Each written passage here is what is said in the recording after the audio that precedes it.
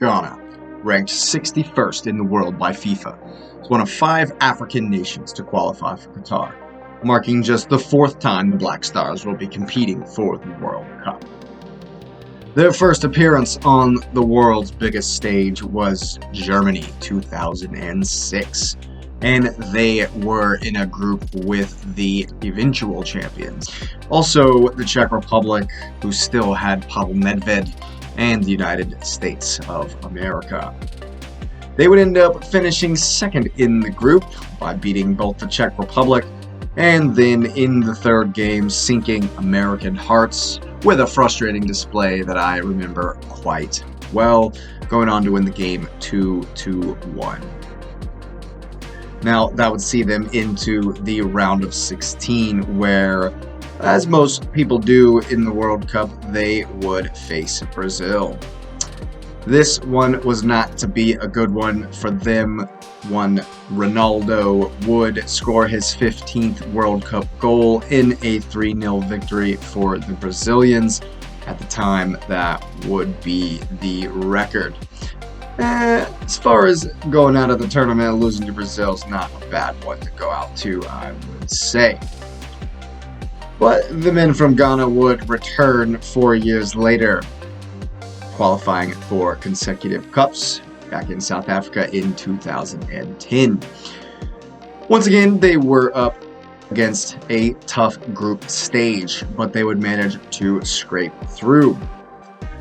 First game was a nice win over Serbia, a close, tough match if I do recall, and then a draw versus a strong Australian team. Would lose to Germany in the third game. That would be enough to see them in second place in the group once again. The round of 16 would bring a familiar foe in the United States of America. Once again, as they were fond of doing, they would break U.S. hearts in the round of 16. A 1-1 game that went to overtime.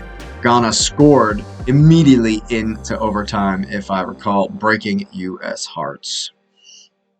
That would lead to the most famous, or perhaps infamous, game in Ghana's World Cup history. The Uruguayans in 2010 were quite insane. I'm sure everybody remembers this one. They would go 1-1 into extra time, all the way to the 119th minute, where Luis the Vamp Suarez would deliberately block the ball with his hand on the goal line. Must be said, the letter of the law was followed. Luis Suarez gets a red, and it's a PK right at the death. Unfortunately for Asamoah Gyan, he would blast it off the bar, and the game went to penalties. Harsh, but he should have won it right there.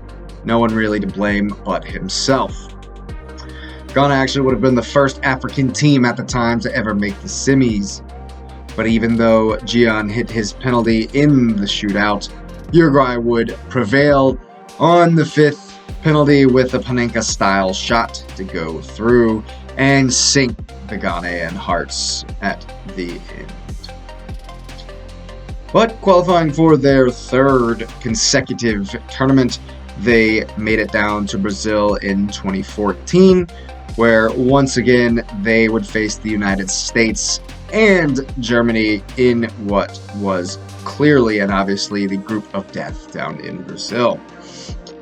Very first game, USA finally get revenge on Ghana for the previous 2 tournaments.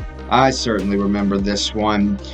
The crushing goal from John Brooks in the 93rd minute off corner kick to give the 2-1 victory to the Stars and Stripes.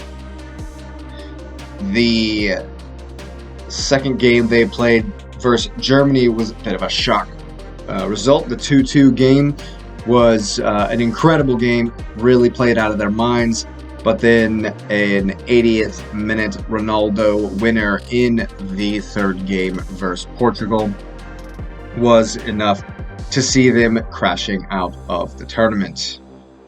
Unfortunately, that was their last time qualifying for the tournament, but they find themselves back in the World Cup in Qatar in 2022, after a really tough qualifying campaign. After a good win at home and a tough 1-1 draw in Nigeria, the Black Stars would knock them out and punch their own ticket.